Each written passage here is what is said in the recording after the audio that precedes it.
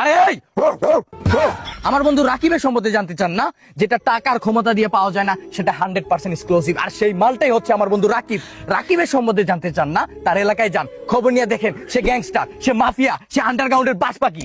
তার নামে থানার মধ্যে 200টার মতো মামলা আছে, 199টা মামলাই হচ্ছে চুরির মামলা। ভাবতেছেন একটা মামলা কিসের? সে পাবলিক টয়লেটে হাইকে টাকা দেয় নাই, সেই পাবলিক টয়লেটের মালিক ওর নামে মামলা দিছে, সেই মামলাটা আপাতত ওয়ারেন্টি আছে, তাই আমার বন্ধু এখন জঙ্গলে আছে। ওর চেহারা দেখে ভাইবেন না সে মাসুম, এই মাসুম চেহারাটা আনার জন্য সে 5বার প্লাস্টিক সার্জারি করছেন।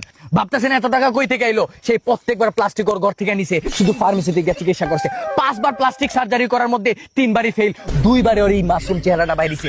ভাবতেছেন আমার বন্ধুর পিছনে মাইয়ারা ঘুরে, ভুল ভুল, এই জায়গায় স্টপ করেন। সে মাইয়াগো পিছনে ঘুরে ঠিক 12টায় গার্লস স্কুলের সামনে দেখবেন খাম্বার মতো দাঁড়ায় আছে আমার বন্ধু রাকিব। আরো যদি ওর সম্পর্কে জানতে চান আমাকে মেইল করেন, আমি মেইলে জানাই দিব, কারণ সে আমার পাশে আছে, সবকিছু বলতে পারতাছি না। বলে দিছি বন্ধু। কি রে, কারে বই যাইলে? আর একটা লোক মিস করছো, ওইটা বলতে আসলে রাকিব হচ্ছে এমন একটা পোলা, সামনে যদি 100 জন থাকে আর রাকিব যদি একা থাকে, তাও রাকিব ভয় পায় না। কি কে আসিল? আরে 7 তারিখ যে তোর বিয়ে ঠিক হয়েছে না, তোর হবু শ্বশুরে ফোন দিছে, বলতেছে তোর সম্পর্কে জানতে। বুঝছস, মুরব্বী মানুষ, বাপের বয়সী মানুষ, এই জন্য মনে কর মিথ্যা বলতে পারি নাই, সত্যগুলাই বললাম আর কি। আর তুই চিন্তা করিস না, আর হা করিস না, বুঝছস, ডাকাতির গুলো আমার মিস হয়ে গেছে। মুরব্বী মানুষ সত্য জানতে চাইছে, আমি আবার মিথ্যা বলতে পারি না। কি কর, ওই যে আমার শত্রু আছে না রহমত, ও ফোন দে, বল রাকিব তোদের সাথে বন্ধুত্ব করবো, বল। আরে বেটা, ও তো শত্রু না।